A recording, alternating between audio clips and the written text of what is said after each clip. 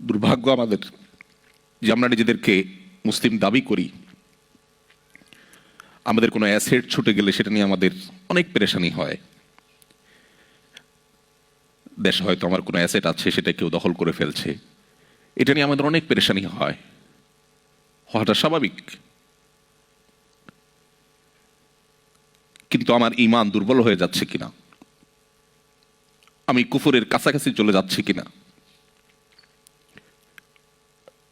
আমার ইসলাম দুর্বল হয়ে পড়ছে কিনা, সেটা নিয়ে আমাদের তেমন কোনো পেরেশানি হয় না, সেটা নিয়ে আমাদের কোনো চিন্তা হয় না।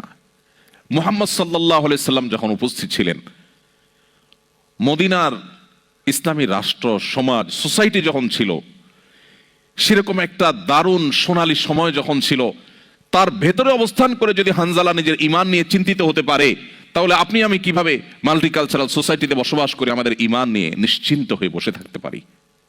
চতুর্দিকে ফিতনার যে ভয়াবহ অন্ধকার, যে ফিতনা আমরা হারিয়ে যাচ্ছি, যে ফিতনায় আমাদের অস্তিত্ব বিলীন হওয়া উপক্রম, ঠিক এরকম সময় যদি আমরা ঈমানের উপর অটল থাকতে পারি, তার বৈশিষ্ট্যটা কি, তার লাভটা কি? সুবহানাল্লাহ। তিরমিজি বর্ণিত আরেকটি হাদিসে নবী করিম সাল্লাল্লাহু আলাইহি ওয়াসাল্লাম বলেছেন, এমন একটা সময় আসবে যখন ঈমানের উপরে অটল থাকাটা জ্বলন্ত জ্বলন্ত কয়লা, আগুনের কয়লা হাতে রাখার চাইতে কঠিন হবে বা হাতে রাখার মতো হবে। নবীজি বলেছেন, সেই সময় সবর করাটা, ঈমানের উপরে টিকে থাকাটা, সমাজের সবাই একটা স্রোতে দৌড়ায়, তার বিপরীতে দৌড়ানো সহজ বিষয় নয়। কিন্তু এই কাজটা যারা করতে পারবে, নবীজি বলেছেন তাদের কাজটা কষ্টসাধ্য এতটাই যে জ্বলন্ত আগুনের কয়লা হাতে রাখার চাইতে বা রাখার মতো কষ্টের, কিন্তু এর বিনিময়টা আবার সেরকম ঈর্ষণীয়।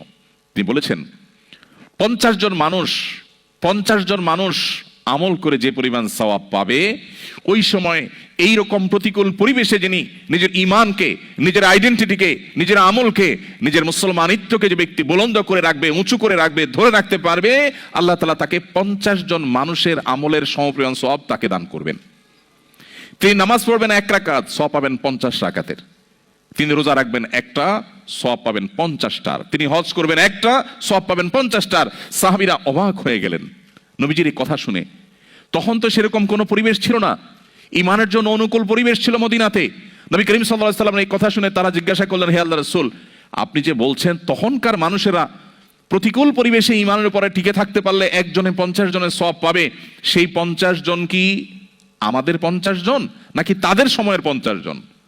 নবীজি তখন বলেছেন, আরে না, তাদের সময়ের না, তোমাদের মতো 50 জনের সওয়াব তারা পাবে। আল্লাহু আকবার। সাহাবায়ে কেরামের যে মর্যাদা, সেটা নতুন করে বলার অপেক্ষা রাখে না। কিন্তু প্রতিকূল পরিবেশে নিজের ঈমানকে, মুসলিম আইডেন্টিটিকে যদি কেউ উঁচু করে সেটাকে নিরাপদ রাখতে পারে, তার আঁচলকে বাঁচাবার জন্য সে যদি সংগ্রাম করে টিকে থাকতে পারে, জ্বলন্ত কয়লা হাতে রাখার মতো এই কঠিন কাজটি যদি সে করতে পারে, নবীজি সাল্লাল্লাহু আলাইহি সাল্লামের হাদিসের এই ভবিষ্যৎবাণীর আলোকে এই সুসংবাদ সে পাবে। আল্লাহ তাআলা আমাদের সবাইকে শক্তিশালী ঈমানের অধিকারী হওয়ার মধ্য দিয়ে এই প্রতিকূল পরিবেশে আমাদের ঈমানকে, আমাদের আইডেন্টিটিকে, আমাদের ইসলামকে আল্লাহ তাআলা সেফ এবং নিরাপদ রাখার তৌফিক দান করুন।